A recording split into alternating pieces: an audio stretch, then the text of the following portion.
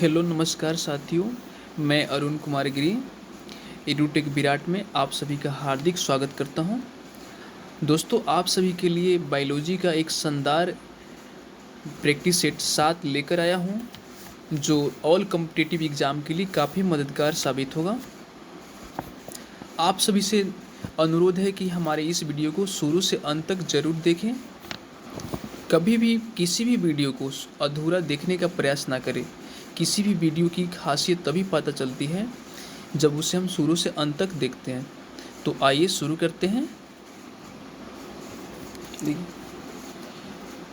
द्विनाम पद्धति के प्रतिपालक कौन है? जो द्विनाम पद्धति है उसका प्रतिपालक कौन है? ऑप्शन है लिनियस, हिप्पोक्रेटस, थियोफ्रेस्टस और डार्विन। ठीक है, इनमें से हम पहचानेंगे कौन सा सही है। तो हमारा इसका राइट आंसर होगा लिनियस।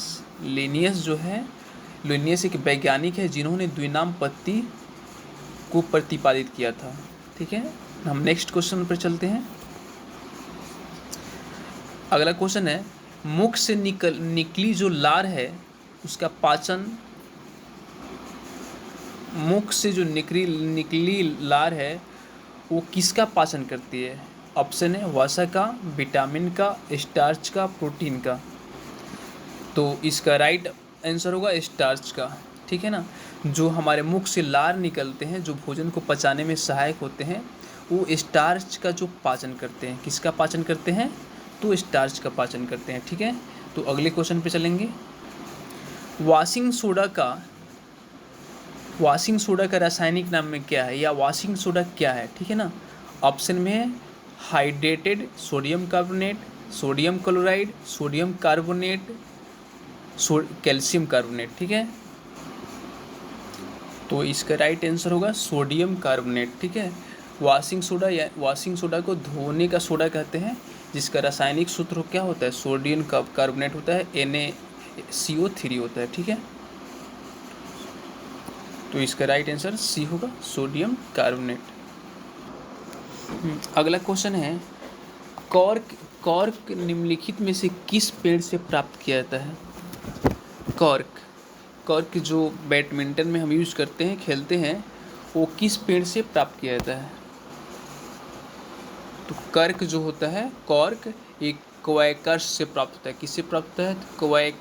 क्वैकर्स से प्राप्त होता है। ठीक है, ऑप्शन हमारा ए सही होगा। देखिए, अगला क्वेश्चन है, लिटमस निम्न में से मिलता है। लिटमस किससे प्राप्त किया जाता है? तो कवक से, लाइकेन से, जीवाणु से, शैवाल से। कौन सा सही होगा? तो लिटमस जो है लाइकेन से प्राप्त किया जाता है। किससे प्राप्त किया जाता है? लाइकेन से प्राप्त किया जाता है। ठीक है, अगला क्वेश्चन है, स्त्रियों में कौन सा हार्मोन एस्टीरॉयड नहीं है? कौन सा हार्मोन जो है एस्टीरॉयड नहीं है? ऑप्शन है एस्ट्राडियोल, प्रोलैक्टिन, रिलैक्सिन, इनमें से कोई नहीं। तो इसका राइट आंसर होगा रिलैक्सिन। स्त्रियों में जो है रिलैक्सिन हार्मोन जो होता है वो एस्टीरॉयड नहीं होता है। ठीक है, चलिए 7 नंबर क्वेश्चन है, पृथ्वीकरण का नियम किसने दिया था? ठीक है ना, पृथ्वीकरण का नियम किसने दिया था? ऑप्शन है डार्विन, एसिरियंस, मेंडल, बेबीलोनियन। तो 7 का हमारा राइट आंसर होगा मेंडल। मेंडल ने ही पृथ्वीकरण का नियम दिया था। ये हमारा 8 नंबर क्वेश्चन है, प्रथम वियुक्त प्रतिजैविकी कौन सा है? प्रथम वियुक्त प्रतिजैविकी कौन सा है? ऑप्शन है पेंसिलिन, स्ट्रेप्टोमाइसिन, नियोमाइसिन, टेरामाइसिन। चलिए, इसका राइट आंसर होगा पेंसिलिन। पेंसिलिन जो है वो वियुक्त प्रतिजैविकी है। क्या है? वियुक्त प्रतिजैविकी है। चलिए 9 नंबर क्वेश्चन है, शल्य क्रिया में ऑर्थोप्लास्टी क्या होता है? ऑप्शन है गुर्दा प्रत्यारोपण, रुधिर आदान, ओपन हार्ट सर्जरी, कुल्हे की जोड़ का प्रतिस्थापन। ठीक है, तो इसका हमारा राइट आंसर होगा कुल्हे की जोड़ का प्रतिस्थापन।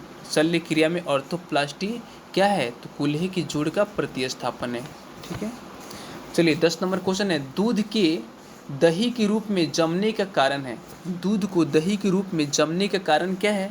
ऑप्शन है लैक्टोबैसिलस, खमीर, माइक माइ माइक्रोबैक्टीरियम, इनमें से कोई नहीं। ठीक है, तो इसका राइट आंसर होगा लैक्टोबैसिलस। दूध में क्या होता है?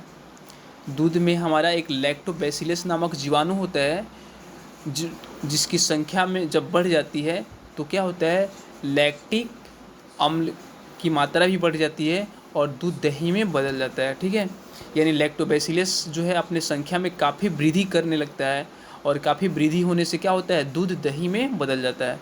इसलिए हमारा राइट आंसर क्या होगा, लैक्टोबैसिलस। चलिए, ये 11 नंबर क्वेश्चन है, काफ़ी शानदार क्वेश्चन है। एड्स विषाणु के लिए सबसे ज़्यादा आजमाई गई दवा कौन सा है? ठीक है, ये काफ़ी शानदार क्वेश्चन है। चलिए, इसका ऑप्शन देखेंगे, नॉनकिनोल 9, बिराजोल, माइकोनाजोल, जीडोतुडिन, एजेडिटी। ठीक है ना, इनमें से कौन सा जो दवा है वो एड्स विषाणु के लिए सबसे ज़्यादा आजमाई गई दवा है? ठीक है, तो इसका राइट आंसर होगा जीडोतुडिन, एजेडिटी, यानी ऑप्शन नंबर डी हमारा सही होगा। ठीक है, चलिए, ये हमारा 12 नंबर क्वेश्चन है। विभाज्योतक एक पादप उत्तक है जिसका कार्य है, ठीक है ना, यानी विभाज्योतक जो है क्या है, प्लांट उत्तक है जिसका कार्य क्या है?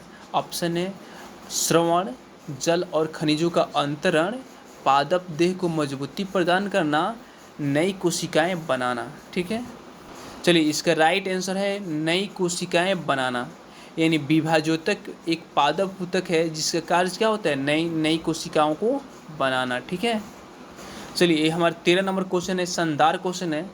स्वस्थ मनुष्य का रक्तचाप कितना होता है, यानी सिस्टोलिक और डायस्टोलिक में कितना होता है? ठीक है, तो इसका राइट आंसर होगा, देखिए ऑप्शन हम पढ़ेंगे, 90 mm से 90 mm व 60 mm, 85 mm व 55 mm, 201 mm व 110 mm, 120 mm व 80 mm, यानी इसका राइट आंसर होगा हमारा 120 mm व 80 mm।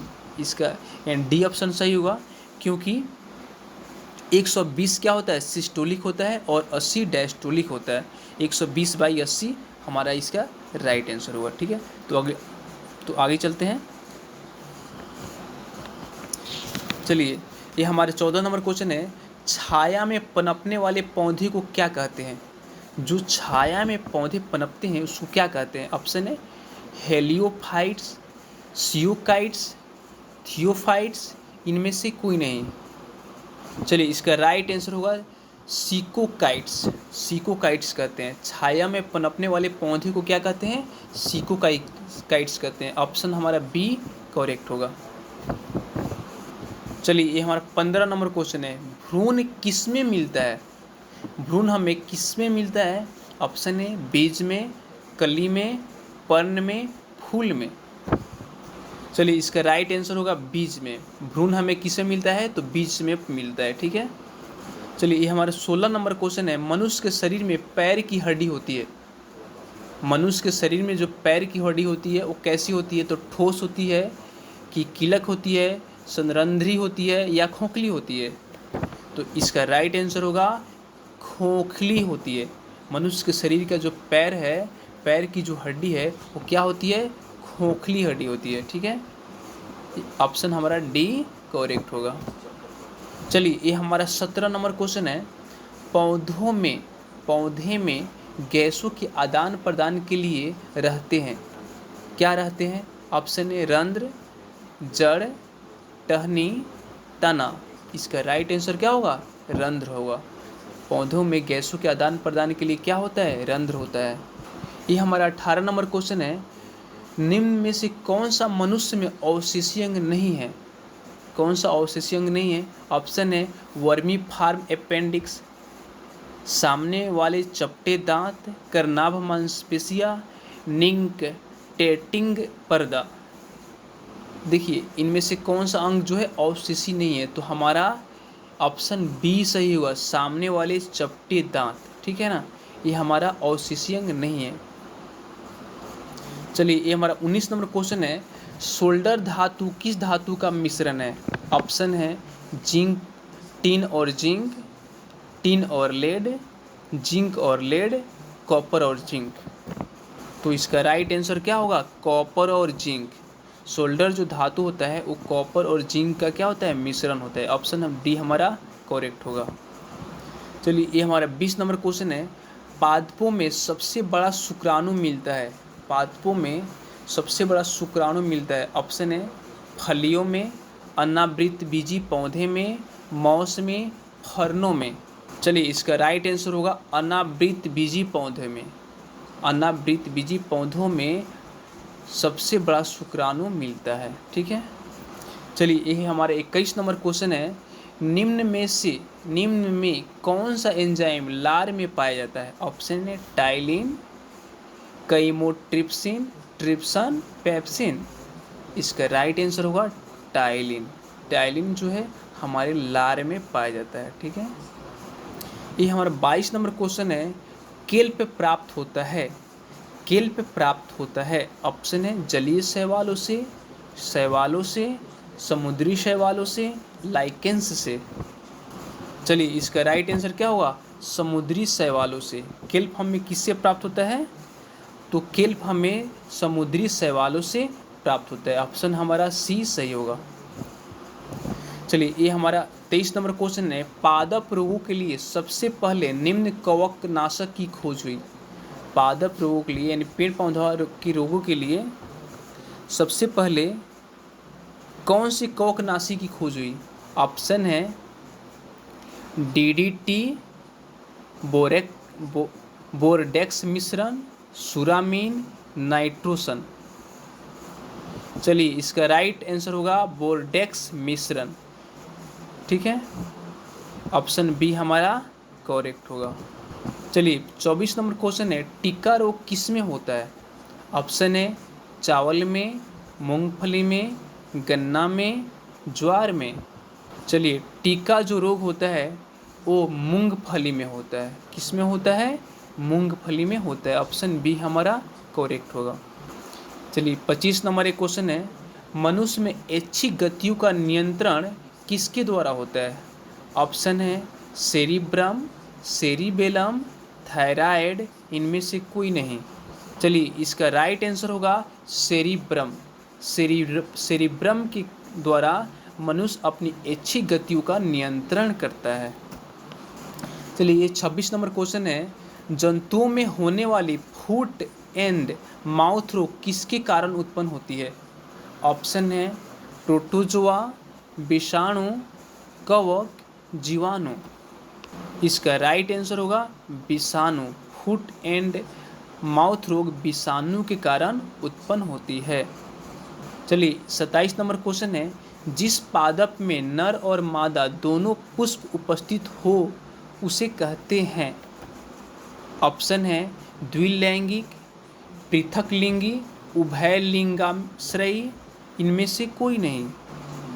चलिए इसका राइट आंसर होगा उभयलिंगाश्रयी। उभयलिंगाश्रयी कहते हैं जिस पादप में नर और मादा दोनों पुष्प उपस्थित होते हैं उसे उभयलिंगाश्रयी कहते हैं। चलिए 28 नंबर क्वेश्चन है। निम्न में से किस अम्ल की उपस्थिति मानव पेट में होती है? ऑप्शन है नाइट्रिक अम्ल, पिक्रिक अम्ल, हाइड्रोक्लोरिक अम्ल, सल्फ्यूरिक अम्ल। तो इसका राइट आंसर होगा हाइड्रोक्लोरिक अम्ल, HCl। मानव के पेट में जो है आंत में मानव के पेट में हाइड्रोक्लोरिक अम्ल होती है। चलिए ये हमारा 29 नंबर क्वेश्चन है और शानदार क्वेश्चन है। किस अभिक्रिया के द्वारा पौधों में ऑक्सीजन बाहरी वातावरण से कोशिकाओं में पहुंचता है? ऑप्शन है दहन, प्रकाश संश्लेषण, विसरण, किण्वन। चलिए इसका राइट आंसर होगा विसरण। विसरण के द्वारा ऑक्सीजन बाहरी वातावरण से कोशिकाओं में पहुंचता है। ये हमारा अंतिम क्वेश्चन है। ये 13 नंबर क्वेश्चन है और ये क्या है? अंतिम क्वेश्चन है। इनमें से वह अंग कौन सा है जो मानव शरीर में ग्लाइकोजन के रूप में कार्बोहाइड्रेट को जमा कर रखता है? एक बार और रिपीट करेंगे क्वेश्चन को। इनमें से निम्न में से वह अंग कौन सा है जो मानव शरीर में ग्लाइकोजन के रूप में कार्बोहाइड्रेट को जमा करके रखता है? तो इसका राइट आंसर होगा यकृत।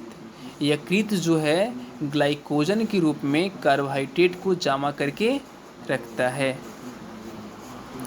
तो हमारा प्रैक्टिस सेट 7 नंबर समाप्त हुआ और आप सभी विद्यार्थीगण से अनुरोध है कि हमारे इस वीडियो को अधिक से अधिक शेयर करें, लाइक करें, सब्सक्राइब करें, बेल आइकन का प्रयोग ज़रूर करें ताकि हमारा हर अपडेट नोटिफिकेशन आप तक पहुंच सके। तो इतना ही पर मैं अपने वाणी को विराम करता हूं। जय हिंद, जय भारत।